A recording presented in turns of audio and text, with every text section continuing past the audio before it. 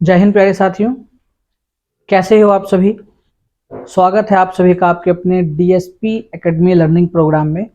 प्यारे बच्चों, आज से हमारी करंट अफेयर की क्लासेस स्टार्ट होने जा रही है। ये करंट अफेयर का डेली प्रोग्राम जो रहेगा वो आपको हर सुबह 6:30 बजे आपके अपने YouTube channel DSP academy Dhampur पर उपलब्ध होगा, जिसकी पीडीएफ आपको हमारे Telegram channel DSP academy Dhampur पर भी मिलेगी। और इसके साथ साथ हमारा जो एप्लीकेशन है प्ले स्टोर पर डीएसपी एकेडमी, उसके फ्री मटेरियल प्रोग्राम में भी आपको इसकी पीडीएफ डेली मिलती रहेगी। जो करंट अफेयर की क्लासेस हम शुरू करेंगे बच्चों, ये 3 फॉर्मेट में रहने वाली है। एक तो आपका डेली करंट अफेयर, और इसके अलावा दूसरा जो रहेगा आपका वीकली करंट अफेयर। और पूरा मंथ कंप्लीट होने के बाद अपनी जो है एक पूरे मंथ की मैराथन क्लास रहेगी, जो आपकी मंथली करंट अफेयर की क्लास को पूरा करेगी। तो आइए डेली करंट अफेयर की आज से हम क्लासेस स्टार्ट करते हैं। और प्यारे बच्चों, आज 7 नवंबर की करंट अफेयर हम लोग पढ़ने जा रहे हैं। तो आइए बढ़ते हैं अपने सेशन की तरफ।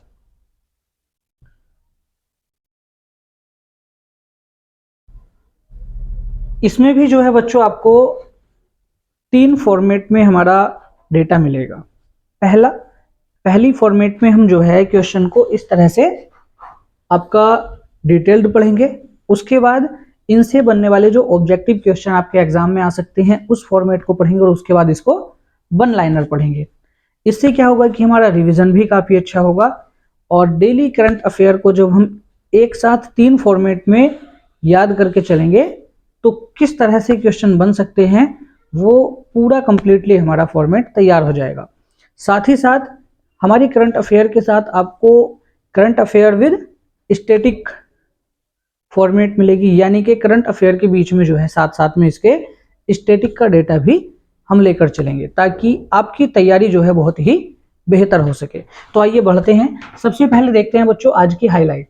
दुनिया के सबसे बुजुर्ग ओलंपिक स्वर्ण पदक विजेता चार्ल्स कोस्टे का 101 वर्ष की आयु में निधन हो गया बच्चों। 101 वर्ष की आयु में इनका निधन हो गया।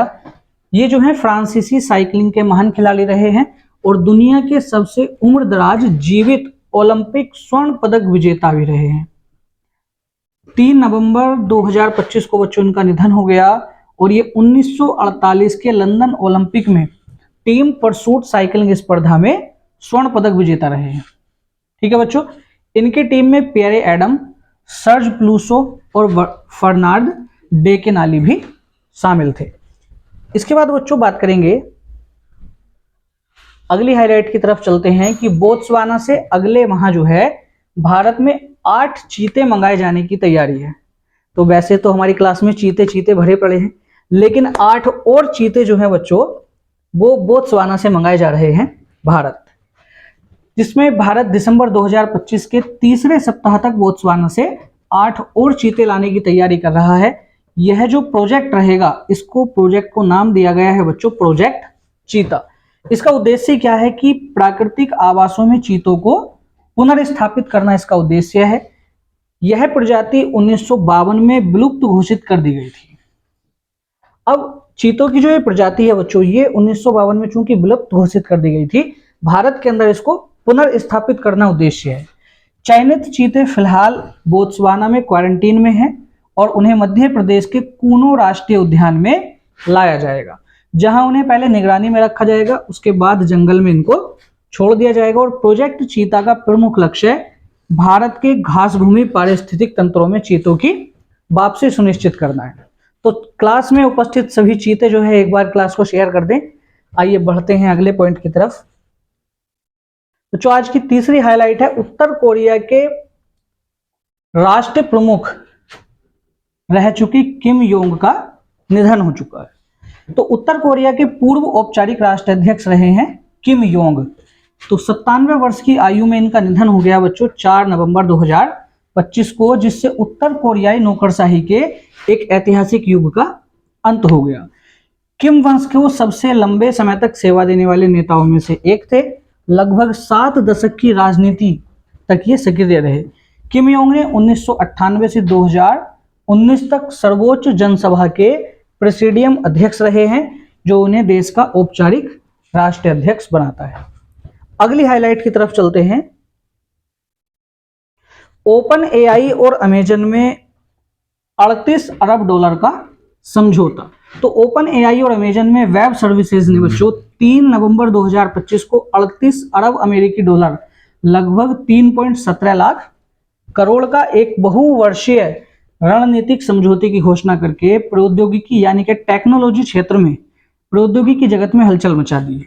इस ऐतिहासिक साझेदारी का मुख्य उद्देश्य बच्चों क्या है कि ओपन एआई के उन्नत एआई मॉडल्स विशेष रूप से जैसे कि चैट जीपीटी है, AWS है, या विशेष रूप से चैट जीपीटी, AWS विशाल और शक्तिशाली क्लाउड नेटवर्क पर संचालित और वैश्विक स्तर पर विस्तारित करना है। बच्चों सभी क्लास को शेयर कर दें और आपको जो हमारी PDF मिलेगी वो मिलेगी हमारे टेलीग्राम चैनल पर, और हमारा टेलीग्राम चैनल जो है DSP एकेडमी धामपुर, और यहाँ जो है अपना इंस्टाग्राम पेज वो भी आपका DSP एकेडमी धामपुर के नाम से है, और अपना प्ले स्टोर पर ऐप जो रहेगा हमारा DSP एकेडमी। सभी के लिए एक बड़ी खुशी की बात यह है कि दिल्ली पुलिस का free of cost complete practice batch बहुत ही जल्द लॉन्च होने जा रहा है बच्चों। तो सभी लोग जो है DSP एकेडमी धामपुर से जुड़े रहें। इसके बाद बच्चों आगे बढ़ते हैं। तेलंगाना ने आर्टिफिशियल इंटेलिजेंस यानी कि AI इनोवेशन हब की स्थापना की है, और तेलंगाना सरकार ने राज्य को उभरती हुई प्रौद्योगिकियों विशेष रूप से आर्टिफिशियल इंटेलिजेंस के क्षेत्र में एक वैश्विक लीडरशिप के रूप में स्थापित करने के लिए तेलंगाना AI इनोवेशन हब की स्थापना की घोषणा की गई। IT एवं उद्योग मंत्री डॉक्टर श्रीधर बाबू द्वारा यह घोषणा की गई बच्चों, और इस घोषणा का महत्वाकांक्षी लक्ष्य 2035 तक तेलंगाना को विश्व के शीर्ष 20 AI हब में शामिल करना है। अभी जो हम इन हाइलाइट्स को देख रहे हैं ये किस तरह से पेपर में आ सकते हैं, उनको ऑब्जेक्टिव टाइप क्वेश्चन में भी हम अभी पढ़ने वाले हैं बच्चों। इसके बाद इससे बनने वाले सभी वन लाइनर क्वेश्चन भी हम अपनी आज की क्लास में पढ़ने वाले हैं। आगे बढ़ते हैं। NABFID वैश्विक अवसंरचना बैंक में परिवर्तित होने जा रहा है। तो भारत सरकार national bank for financial infrastructure and development को एक वैश्विक वित्तीय संस्था के रूप में पुनः स्थापित करने की दिशा में महत्वपूर्ण कदम भारत सरकार जो है वो उठा रही है। इस परिवर्तन के तहत NABFID का नया नाम जो है इंफ्रास्ट्रक्चर डेवलपमेंट बैंक यानी कि IDB रखा जाएगा। यह रणनीतिक कदम NABFID को एशियन डेवलपमेंट यानी कि ADB और इंटरनेशनल फाइनेंस बैंक यानी कि IFS जैसी अंतर्राष्ट्रीय विकास बैंकों की श्रेणी में लाने का उद्देश्य से किया जा रहा है।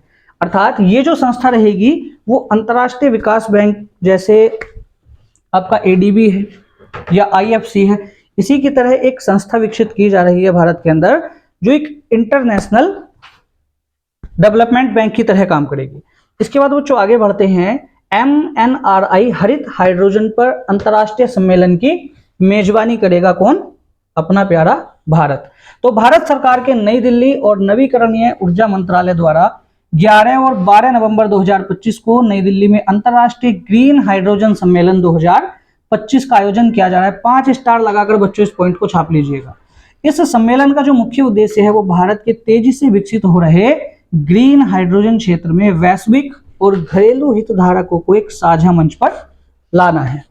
इसका आयोजन भारत के ऊर्जा संक्रमण, स्वच्छ ऊर्जा लक्ष्यों और आत्मनिर्भरता की दिशा में एक महत्वपूर्ण कदम है। इसके बाद आगे बढ़ते हैं। महाराष्ट्र स्टारलिंक के साथ गठजोड़ करने वाला पहला भारतीय राज्य बना। बच्चों 5 स्टार लगाकर क्वेश्चन को छाप लीजिएगा, बहुत जबरदस्त क्वेश्चन है। महाराष्ट्र सरकार ने डिजिटल समावेशन की दिशा में एक ऐतिहासिक कदम उठाते हुए एलन मस्क की सैटेलाइट इंटरनेट कंपनी बच्चों कौन सी है? स्टारलिंक, जो किसकी शाखा है? स्पेस एक्स की, ठीक है, के साथ औपचारिक समझौता किया है। यह समझौता भारत में पहली बार किसी राज्य द्वारा किया गया है जो भारत के ग्रामीण और दुर्गम क्षेत्रों में इंटरनेट कनेक्टिविटी को बढ़ाने के लिए सहयोगी रहेगा। ठीक है, इसके माध्यम से क्या होगा कि भारत के जो दूर दराज के क्षेत्र हैं उनमें इंटरनेट की कनेक्टिविटी बहुत बेहतर होने जा रही है बच्चों। इसके लिए महाराष्ट्र सरकार ने समझौता किया है किसके साथ? स्टारलिंक की। इसके बाद यहां से आगे बढ़ते हैं तो बच्चों जो आज की करंट अफेयर हम लोगों ने अभी हाईलाइट में देखी थी, अब उसके ऑब्जेक्टिव क्वेश्चन की तरफ हम बढ़ेंगे, साथ ही साथ उससे कुछ थोड़े बनने वाले जो स्टैटिक के टॉपिक हो जाते हैं, स्टैटिक के क्वेश्चन हो जाते हैं, वो भी इसके साथ साथ पढ़ते चलेंगे हम लोग। तो बच्चों इस तरह के जो क्वेश्चन है जो आपके डेली करंट अफेयर से बनते हैं वो किस फॉर्मेट में और किस तरह से एग्जाम में आ सकते हैं, उनको भी हम डेली अपनी क्लास में पढ़कर चलेंगे। तो चार्ल्स कोस्टे ने 1948 में किस खेल में स्वर्ण पदक जीता बच्चों? अभी अभी हमने पढ़ा था टीम परसूट साइकिलिंग में, और ये फ्रांस के प्रसिद्ध साइकिलिस्ट और दुनिया के सबसे उम्रदराज जीवित ओलंपिक स्वर्ण पदक विजेता रहे हैं, जिनका 101 वर्ष की आयु में निधन हो गया। और इन्होंने बच्चों स्वर्ण पदक जीता कब था? 1948 में। इसके बाद बच्चों आगे बढ़ते हैं अगला प्रश्न की तरफ। भारत में बोत्सवाना से आने वाले जो चीते हैं वो किस परियोजना के तहत लाए जा रहे हैं? तो जो इस प्रश्न का सही जवाब है आपका प्रोजेक्ट चीता। इस प्रोजेक्ट का नाम क्या है? प्रोजेक्ट चीता। और ये जो है भारत दिसंबर 2025 में, दिसंबर के तीसरे सप्ताह में इन 8 चीतों को भारत में लाने की तैयारी कर रहा है। और यह प्रजाति जो है बच्चों, एक बार फिर दोबारा से इसको देख लेंगे, ये प्रजाति जो है 1952 में भारत से विलुप्त हो गई थी। ठीक है, और ये जो चीते लाकर रखे जाएंगे कहाँ लाए जाएंगे? मध्य प्रदेश के कूनो राष्ट्रीय उद्यान में। इसके बाद आगे बढ़ते हैं। किम योंग नाम ने, जो किम योंग नाम रहे हैं, ठीक है, वो आपके किस देश के राष्ट्रीय अध्यक्ष रहे हैं? किस पद पर इन्होंने कार्य किया था? ठीक है, तो प्यारे बच्चों इस प्रश्न का सही जवाब होगा सर्वोच्च जनसभा के प्रेसिडियम के अध्यक्ष के रूप में। ठीक है, उत्तर कोरिया के पूर्व औपचारिक राष्ट्रीय अध्यक्ष किम योंग नाम 97 वर्ष की आयु में 4 नवंबर 2025 को इनका निधन हो गया बच्चों। इसके बाद ओपन एआई और AWS की बहुवर्षीय रणनीतिक साझेदारी का कुल मूल्य कितना है बच्चों? तो ये होगा आपका 38 अरब अमेरिकी डॉलर। बढ़ते हैं अगले प्रश्न की तरफ। तेलंगाना सरकार द्वारा स्थापित किए जा रहे एआई हब का नाम क्या है बच्चों? बहुत बहुत इंपॉर्टेंट क्वेश्चन है, तुरंत इसको हाईलाइट कर लीजिएगा। सही जवाब होगा Telangana artificial intelligence innovation hub. और इसका लक्ष्य क्या है बच्चों? 2035 तक तेलंगाना को विश्व के 20 एआई हब्स में स्थान दिलाना। अगले प्रश्न की तरफ चलेंगे। NAVFID को पुनर्गठित करने के बाद इसका परिवर्तित नाम क्या होगा? तो इसका सही जवाब होगा बच्चों इंफ्रास्ट्रक्चर डेवलपमेंट बैंक, यानी के IDB। अगले प्रश्न की तरफ चलते हैं। अंतर्राष्ट्रीय ग्रीन हाउस सम्मेलन 2025 का आयोजन किस शहर में बच्चों किया जा रहा है? तो इसका सही जवाब होगा आपका नई दिल्ली। अगले प्रश्न की तरफ चलते हैं। महाराष्ट्र सरकार ने ग्रामीण क्षेत्रों में उपग्रह इंटरनेट सेवा शुरू करने के लिए किस कंपनी के साथ समझौता किया है? तो प्यारे बच्चों अभी अभी हमने पढ़ा था, ये कंपनी कौन सी है? जियो प्लेटफॉर्म नहीं बच्चे, ये जियो प्लेटफॉर्म नहीं है, अभी हमने पढ़ा था इसको, ये है आपकी स्टारलिंक। ठीक, एलन मस्क की जो कंपनी है स्पेस एक्स, उसी की शाखा है स्टारलिंक, जिसके साथ महाराष्ट्र सरकार ने उपग्रह इंटरनेट सेवा शुरू करने के लिए ज्ञापन पर हस्ताक्षर किए। इसके बाद बच्चों यहां जो है हमारे वन लाइनर क्वेश्चन हो जाते हैं। तो जो सभी क्वेश्चन आपने अभी ऑब्जेक्टिव पढ़े थे उन्हीं का दूसरा फॉर्मेट जो है वो आपका वन लाइनर में है। इस फॉर्मेट को हम डेली पढ़ने वाले हैं ताकि हमारी करंट अफेयर किसी भी तरह से एग्जाम में पूछ ले, क्वेश्चन को कितनी भी तरह से तोड़ ले, हर तरह से हम अपने क्वेश्चन के लिए तैयार रहेंगे। तो आइए मेरे चीतों बढ़ते हैं वन लाइनर क्वेश्चन की तरफ। भारत सरकार NAVFID का नाम बदलकर किस संस्था में पुनर्गठित कर रही है ताकि वह एक वैश्विक विकास वित्त संस्था बन सके बच्चों? तो इसका सही जवाब होगा इंफ्रास्ट्रक्चर डेवलपमेंट बैंक, यानी के IDB। AWS के साथ साझेदारी के कारण ओपन AI ने अपनी किस प्रमुख क्लाउड सेवा प्रदाता के साथ चल रही विशेष साझेदारी को समाप्त कर दिया बच्चों? तो इसका सही जवाब होगा माइक्रोसॉफ्ट एज्योर। तो बच्चों यहाँ देखो, अभी जो हम ओपन AI के विषय में पढ़ रहे थे करंट का क्वेश्चन, उसी से आपका दूसरी फॉर्मेट से यह क्वेश्चन पूछ लिया गया है। 2035 तक विश्व के शीर्ष 20 एआई हब्स में शामिल होने वाले लक्ष्य के साथ तेलंगाना सरकार द्वारा स्थापित केंद्र का नाम क्या है बच्चों? Telangana artificial intelligence innovation hub. आगे बढ़ते हैं। स्टारलिंक महाराष्ट्र के दुर्गम क्षेत्रों में उच्च गति और कम विलंबता के लिए किस विशिष्ट सैटेलाइट तकनीक का उपयोग करेगी बच्चों? ठीक, जो क्वेश्चन अभी हम करंट में पढ़ रहे थे उससे बिल्कुल डिफरेंट टाइप ऑफ क्वेश्चन है, लेकिन एग्जाम में आने के लिए बिल्कुल तैयार बैठा है। 5 स्टार लगाकर छापिएगा। इस प्रश्न का आंसर होगा लो अर्थ ऑर्बिट सैटेलाइट तकनीक। आगे बढ़ते हैं। एलन मस्क की स्टारलिंक के साथ उपग्रह इंटरनेट सेवा के लिए समझौता ज्ञापन करने वाला भारत का पहला राज्य बच्चों कौन सा बना है? तो इस प्रश्न का जवाब होगा महाराष्ट्र। ओपन एआई ने अपने एआई मॉडल के वैश्विक विस्तार और कंप्यूटर इंफ्रास्ट्रक्चर के लिए 38 अरब डॉलर का समझौता किस क्लाउड सेवा प्रदाता के साथ किया बच्चों? तो इसका सही जवाब होगा अमेजन वेब सर्विसेज यानी AWS। इसी के साथ आगे बढ़ते हैं। 4 नवंबर 2025 को बच्चों 97 वर्ष की आयु में निधन होने वाले उत्तर कोरिया के पूर्व औपनिवेशिक राष्ट्रीय अध्यक्ष कौन थे जिन्होंने 3 किम नेताओं के तहत सेवा की? तो इस प्रश्न का सही जवाब होगा किम योंग नाम। 11-12 नवंबर 2025 को अंतर्राष्ट्रीय ग्रीन हाइड्रोजन सम्मेलन की मेजबानी कौन सा भारतीय मंत्रालय करेगा जो इसे वैश्विक हब बनाने के लक्ष्य से जुड़ा है? तो इस प्रश्न का सही जवाब होगा बच्चों नई एवं नवीकरणीय ऊर्जा मंत्रालय यानी MNRE। प्रोजेक्ट चीता के तहत दिसंबर 2025 में 8 चीतों की अगली खेप किस अफ्रीकी देश से भारत में लाई जा रही है बच्चों? तो इस प्रश्न का सही जवाब होगा बोत्सवाना। इसके बाद अगले प्रश्न की तरफ बढ़ते हैं। 101 वर्ष की आयु में निधन होने वाले दुनिया के सबसे बुजुर्ग ओलंपिक स्वर्ण पदक विजेता जो फ्रांसीसी साइक्लिस्ट थे और साइक्लिस्ट के क्षेत्र में ही प्यारे बच्चों इनको क्या मिला था? स्वर्ण पदक मिला था। इनका नाम क्या है बच्चों? Charles costae. इसके बाद जो है बच्चों जो हमारे प्यारे चीते इंग्लिश मीडियम से हैं, इसी PDF के अंदर उनको ये सारे क्वेश्चन ऑब्जेक्टिव भी और ये हाईलाइट वाला पॉइंट भी और इसके साथ साथ वन लाइनर भी वो इंग्लिश फॉर्मेट में भी प्रोवाइड किया जा रहा है।